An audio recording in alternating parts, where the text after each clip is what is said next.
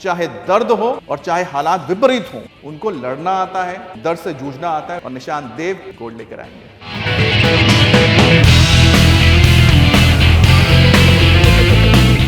चाचा का भतीजा, सिपाही का घोड़ा, कुछ नहीं तो थोड़ा थोड़ा। कुछ अटपटा लगा सुनने में? लगेगा ही, क्योंकि कहावत तो ये है ना, बाप का बेटा सिपाही का घोड़ा। मैंने कहा चाचा का भतीजा, दरअसल इसलिए क्योंकि जिसका जिक्र मैं करने जा रहा हूं, या फिर यूं कहें कि जिनको हम मिलाने जा रहे हैं आपसे, जिन पर पूरे देश की नजर है, जी हां, वो है मुक्केबाज निशांत देव। क्योंकि ये अपने पिता के राह पर नहीं चले, इन्होंने राह पकड़ी अपने चाचा की, जो मुक्केबाज थे। और निशांत देव जब धीरे धीरे बड़े हुए और अपने चाचा को उन्होंने देखा मुक्केबाजी करते हुए, बॉक्सिंग करते हुए, तो सोचा कि क्यों ना हम भी दो दो हाथ कर लेते हैं, आजमा लेते हैं। और इसी तरह से सफर शुरू हो गया निशांत देव का।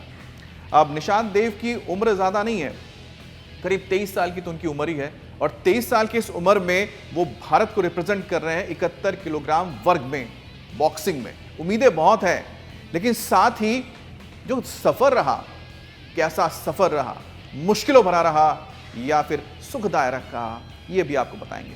23 दिसंबर सन 2000 में निशांत देव का जन्म हुआ हरियाणा के करनाल में।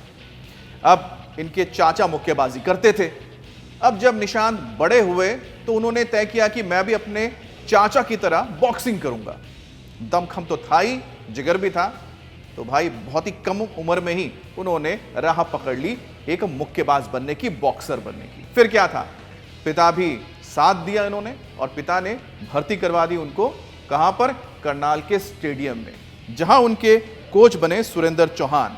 और सुरेंद्र चौहान के अधीन में मुक्केबाज निशांत देव ने अपने छोटे छोटे पांव धीरे धीरे रिंग पे रखे, और उसके बाद देखते देखते बड़े भी हो गए, और ऐसे बड़े हुए कि आज भारत को रिप्रेजेंट कर रहे हैं ओलंपिक्स में। अब इनके पिता को भी देखिए, इनके जो पिता हैं वो भी अपने बेटे के लिए जी जान से लगे रहे। सुबह सुबह 4 बजे अपने बेटे को उठाते थे, फिर ट्रेनिंग के लिए ले जाते थे, और शाम तक एक बार फिर से लेकर पहुंचते थे। यानी कि सुबह से लेकर शाम तक अपने बेटे के साथ निशांत देव के पिता लगातार लगे रहे कि उनका बेटा मुक्केबाजी में भारत का नाम रोशन करे, देश का नाम रोशन करे, अपने गांव का नाम रोशन करे और अपने खानदान का नाम रोशन करे। और यही वजह रही कि निशांत देव लगातार अपने मुक्केबाजी में वो झंडे गाड़ते गए और धीरे धीरे आगे बढ़ते गए।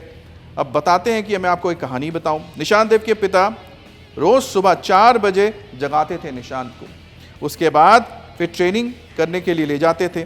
शाम को ऐसा फिर से वो करते थे, और वो ध्यान रखते थे कि किसी भी दिन उनके बेटे का एक भी प्रैक्टिस मिस ना हो जाए। अब देखिए डेडिकेशन क्या है, पिता का है और बेटा साथ दे रहा है। बड़ी बात है कि जब क्वालिफाइंग की बात आई, यानी कि आपको ओलंपिक्स के लिए जाना है, तो ओलंपिक्स में जगह पक्की करने के लिए आपको न्योता नहीं आता है, आपको खुद ये जगह हासिल करनी होती है। और इस जगह को हासिल करने के लिए आपको अपना दमखम, अपनी काबिलियत को प्रूव करना पड़ता है। और जब यह मौका आया थाईलैंड में, क्वालिफाइंग मैचेस शुरू हो गए, तो निशांत भी वहां पहुंचे। अब उनके सामने चुनौती किसकी थी, बताते हैं आपको किसकी चुनौती थी। वो थे मोल्दोवा के वासिल। मोल्दोवा के वासिल के साथ भिड़ंत हुई। क्या लगा होगा, कितनी मुश्किल रही होगी ये बाउट। मुश्किल रही थी मोल्दोवा वाले के लिए, क्योंकि निशांत देव ने 5-0 से ये बाउट जीता और वो क्वालिफाई कर गए और अपने लिए जगह बना ली। तो ये एक बहुत बड़ा अचीवमेंट था निशांत देव के लिए। 23 साल की उम्र में उन्होंने अपनी जगह पक्की की, पेरिस ओलंपिक में पहुंच चुके हैं। और पूरे कंटिजेंट की बात की जाए बॉक्सिंग की, तो 6 प्लेयर्स हैं, 4 तो उसमें महिलाएं हैं और 2 पुरुष हैं, जिसमें से एक खुद निशांत देव हैं। अब निशांत देव की जर्नी की बात की जाए तो 23 साल के जो निशांत हैं, उज्बेकिस्तान के ताशकंद में आयोजित 2023 के एक चैंपियनशिप में पहुंचे। अब यहां पर वर्ल्ड चैंपियनशिप में इनको कांस्य पदक मिला, और यहीं से एक बड़ी उम्मीद जगी कि वर्ल्ड चैंपियनशिप में अगर निशांत देव हासिल कर सकते हैं कांस्य पदक, क्योंकि थोड़े इधर उधर आप कहते हैं ना, हल्की फुल्की अपनी गलतियों की वजह से, कई बार लक की वजह से भी इंसान गोल्ड तक नहीं पहुंच पाता है, लेकिन काबिलियत है, इसी वजह से उन्होंने अपनी जगह पक्की की है। और ये बताता है कि जिस तरह से उन्होंने बहुत ही कम उम्र में ये मुकाम हासिल किया है, उनके अंदर वो काबिलियत है कि वो गोल्ड लेकर आ सकते हैं। हम तो गोल्ड की उम्मीद करते हैं, क्योंकि हम कहते हैं दिल मांगे गोल्ड। अब जरा इनकी जर्नी को भी देखते हैं, आगे आगे किस तरह से इन्होंने अपनी जर्नी को पूरा किया। 2021 में उन्होंने राष्ट्रीय चैंपियनशिप में गोल्ड मेडल जीता था, और गोल्ड मेडल जीतने के बाद उन्होंने पूरे देश के जो बॉक्सिंग फील्ड है, जो पूरा सेगमेंट है बॉक्सिंग के इस खेल में, अपनी पहचान बनाई और सबके नजर में आए। और उसके बाद उनके ऊपर मेहनत शुरू होती है और धीरे धीरे निशान देव को तराशा जाता है। लेकिन जिंदगी का क्या भरोसा, कभी खुशी कभी गम, और कभी ज्यादा तो कभी नम, ये हो ही जाता है। निशांत के साथ भी हुआ।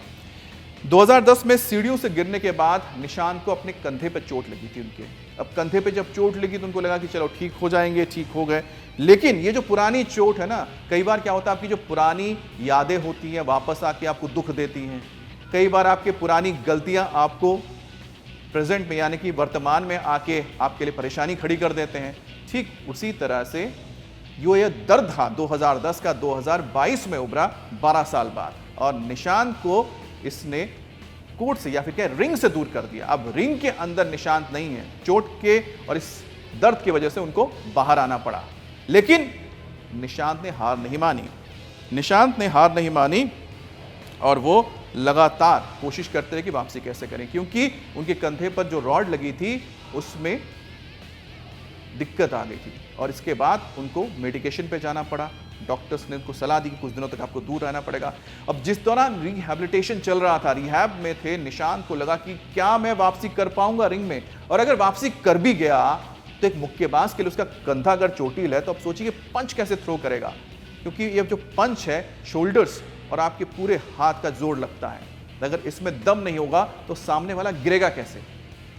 लेकिन निशांत ने दर्द सहा, लेकिन दर्द को सहने के बाद उसने वापसी की रिंग में, और वापसी ऐसी की कि वो सीधा आज ओलंपिक के रिंग में पहुंच गए हैं, जहां पर वो अपना दमखम एक बार फिर से दिखाएंगे। तो ये बताता है निशांत के बारे में कि चाहे दर्द हो और चाहे हालात विपरीत हों, उनको लड़ना आता है, दर्द से जूझना आता है। वैसे भी कहते हैं ना, दर्द और डर के आगे जीत है। वैसे डर के आगे कहता हूं, दर्द भी हमने जोड़ दिया, तो दोनों के आगे जीत है। मैं तो कहता हूं नहीं, दोनों के आगे गोल्ड है, और निशांत देव गोल्ड लेकर आएंगे।